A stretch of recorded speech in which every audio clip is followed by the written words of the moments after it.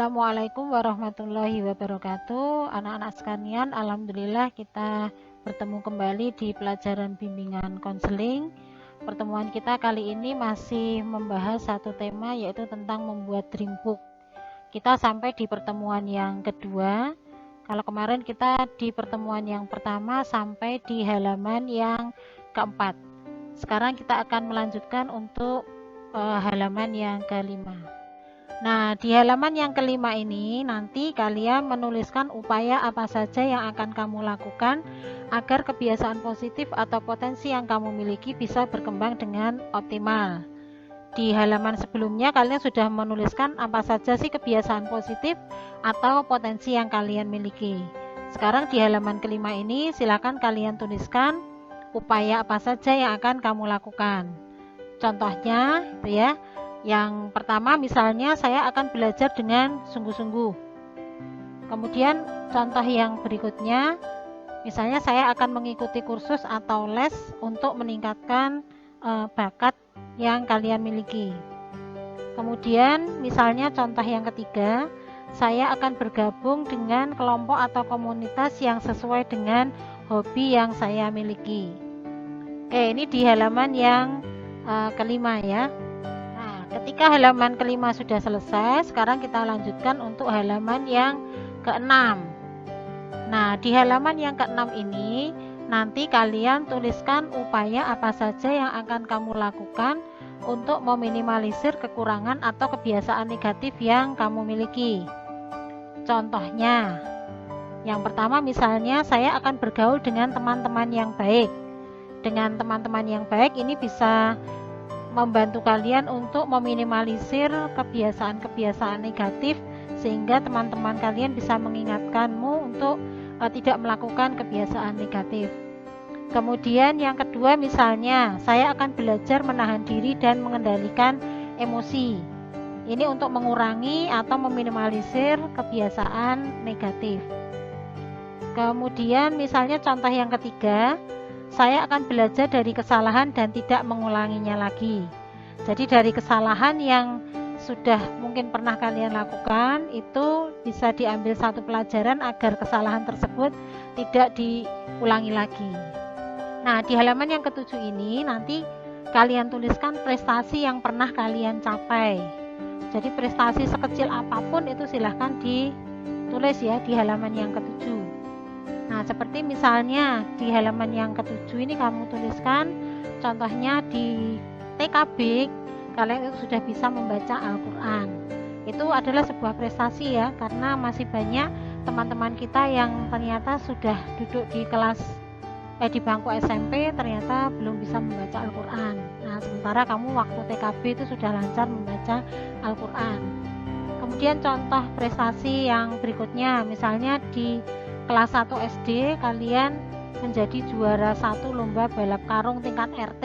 Nah, ini ya, ini jadi satu prestasi karena misalnya lawan yang berkompetisi dengan kalian di lomba balap karung itu misalnya kelasnya sudah lebih tinggi, misalnya kelas 3, kelas 4, sementara kalian masih kelas 1 SD. Nah, itu adalah sebuah prestasi. Nah, kemudian contoh yang berikutnya, di kelas 7 itu berani mengikuti lomba pidato dan tampil di atas panggung. Ini juga sebuah prestasi ya, karena tidak semua anak itu berani untuk mengikuti lomba, apalagi dia berada di atas panggung ya, berbicara di depan orang banyak. Nah, ini adalah contoh dari prestasi. Nah, di halaman yang ke-8 ini nanti silahkan tuliskan cita-citamu. Jadi cita-citamu itu apa? Silahkan ditulis. Nah, cuma di sini cita-cita yang kalian tuliskan harus spesifik ya, dan jelas. Bukan misalnya kamu tuliskan cita-citaku akan jadi orang yang sukses, akan jadi orang kaya, akan jadi orang yang berguna bagi orang lain. Nah, ini kan tidak begitu spesifik atau tidak jelas ya. Maka kamu tuliskan ini lebih jelas ya. Misalnya setelah lulus dari SMP saya mau masuk ke SMA, saya mau masuk ke SMK. Nanti setelah dewasa saya mau menjadi seorang guru, saya mau menjadi tentara, saya mau menjadi polisi, saya mau menjadi pengusaha. Nah, ini ya, ini kan lebih jelas. Maka di halaman yang ke-8 silakan kalian tuliskan cita-citamu gitu ya. kemudian silakan dilanjutkan di halaman yang ke-9.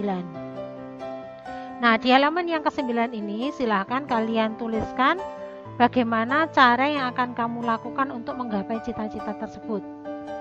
Ya, jadi dituliskan di halaman yang ke-9 ini cara yang akan kamu lakukan untuk menggapai cita-cita tersebut. Seperti misalnya belajar dengan sungguh-sungguh, kemudian senantiasa berbuat jujur gitu ya, kemudian mengikuti berbagai aktivitas yang menunjang cita-cita yang akan kita raih, kemudian tidak lupa senantiasa meminta doa restu dari orang tua gitu. Nah, itu adalah upaya atau cara yang kamu lakukan untuk menggapai cita-cita. Nah, di halaman ke-10 ini silahkan kamu tuliskan doamu untuk menggapai cita-cita yang sudah kamu tulis. Jadi tadi sudah dituliskan ya cita-citamu itu apa, kemudian upaya atau cara yang akan kamu lakukan itu apa saja. Nah, setelah itu kamu tuliskan doamu ya, doa untuk doa agar bisa menghantarkan kalian untuk menggapai cita-cita. Boleh yang pasti doa yang kalian tuliskan itu kalian paham gitu ya. Jadi jangan sampai nanti menuliskan doa tapi ternyata kalian tidak paham. Nah, ini sampai di halaman ke-10 ya. Jadi untuk menuliskan dream book. Kemudian akhirnya kemudian selamat berjuang meraih mimpi, karena untuk meraih cita-cita bukanlah melompat melewati samudera, tetapi berjalan setapak demi setapak menuju puncak. Nah, demikian anak-anak, ini langkah-langkah yang bisa kalian lakukan untuk membuat dream book. Jadi ada 10 halaman yang nantinya akan kalian tulis gitu ya, yang akan kalian tulis, kemudian bisa kalian lihat, kalian amati gitu, apakah yang saya tulis itu sudah sesuai dengan apa yang saya inginkan. Nah, demikian anak-anak sekalian, semoga bermanfaat. Insya Allah kita akan bertemu kembali di pelajaran bimbingan konseling berikutnya dengan tema yang berbeda. Terima kasih atas perhatiannya. Saya akhiri. Assalamualaikum warahmatullahi wabarakatuh.